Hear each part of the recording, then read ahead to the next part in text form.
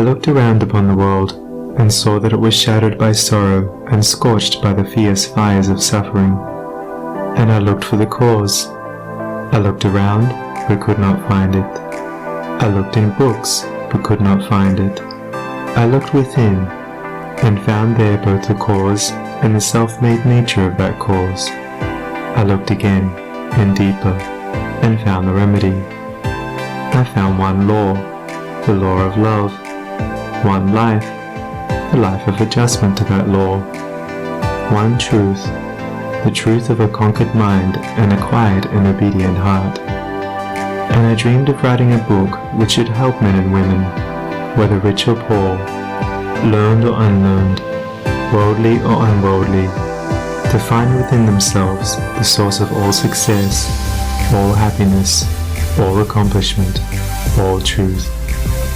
And the dream remained with me, and at last became substantial, and now I send it forth into the world on its mission of healing and blessedness, knowing that it cannot fail to reach the homes and hearts of those who are waiting and ready to receive it.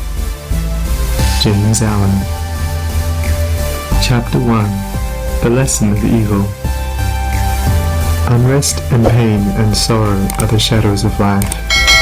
There is no heart in all the world that has not felt the sting of pain. No mind has not been tossed upon the dark waters of trouble. No eye that has not wept the hot blinding tears of unspeakable anguish. There is no household where the great destroyers, disease and death, have not entered, severing heart from heart, and casting over all the dark pall of sorrow. In the strong and apparently indestructible meshes of evil, all are more or less fast caught, and pain, unhappiness, and misfortune wait upon mankind.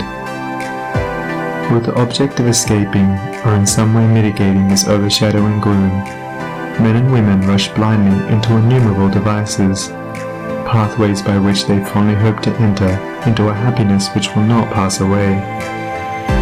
Such are the drunkard and the harlot, the revel in sensual excitements.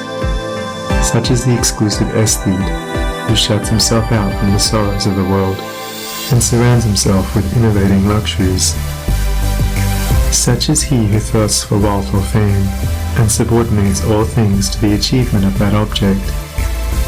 And such are they who seek consolidation in the performance of religious rites. And to all the happiness sought seems to come, and the soul, for a time, is lulled into a sweet security and an intoxicating forgetfulness of the existence of evil. But the day of disease comes at last, or some great sorrow, temptation, or misfortune breaks suddenly in on the unfortified soul, and the fabric of its fancied happiness is torn to shreds.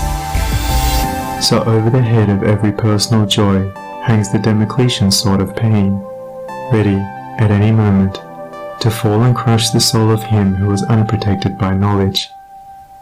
The child cries to be a man or woman. The man and woman sigh for the lost felicity of childhood. The poor man chafes under the chains of poverty by which he is bound, and the rich man often lives in fear of poverty, or scours the world in search of an elusive shadow he calls happiness. Sometimes the soul feels that it has found a secure peace and happiness in adopting a certain religion, in embracing an intellectual philosophy, or in building up an intellectual or artistic ideal. But some overpowering temptation proves the religion to be inadequate or insufficient. The theoretical philosophy is found to be a useless prop, or in a moment, the idealistic statue upon which the devotee has for years been laboring is shattered into fragments at his feet. Is there, then, no way of escape from pain and sorrow? Are there no means by which bonds of evil may be broken? Is permanent happiness, secure prosperity, and abiding peace a foolish dream? No, there is a way, and I speak it with gladness, by which evil can be slain forever. There is a process by which disease, poverty, or any adverse condition or circumstance can be put on one side, never to return.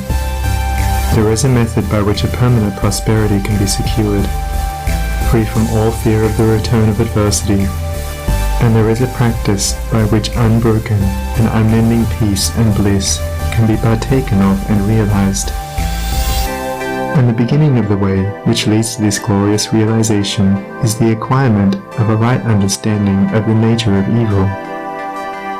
It is not sufficient to deny or ignore evil. It must be understood. It is not enough to pray to God to remove the evil. You must find out why it is there, and what lesson it has for you. It is of no avail to fret and fume and chafe at the chains which bind you.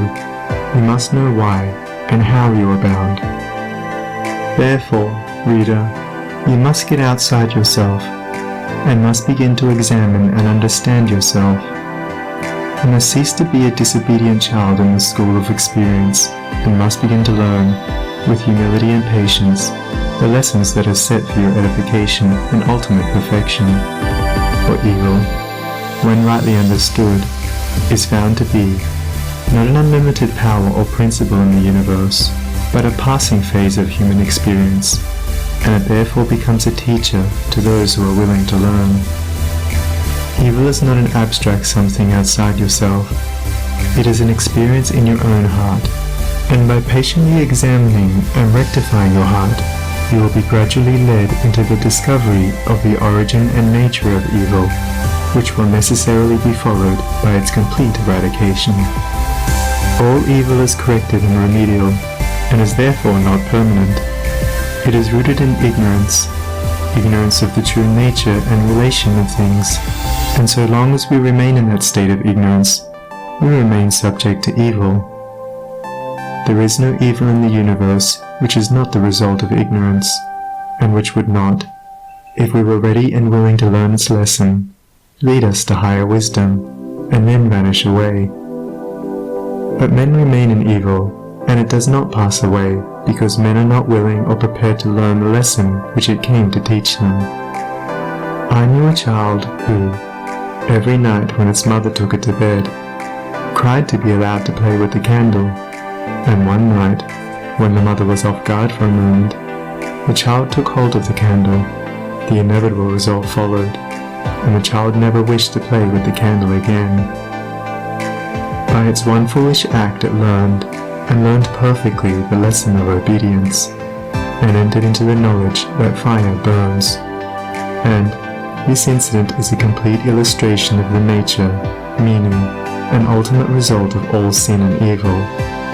As the child suffered through its own ignorance of the real nature of fire, so older children suffer through their ignorance of the real nature of the things which they weep for and strive after, and which harm them when they are secured.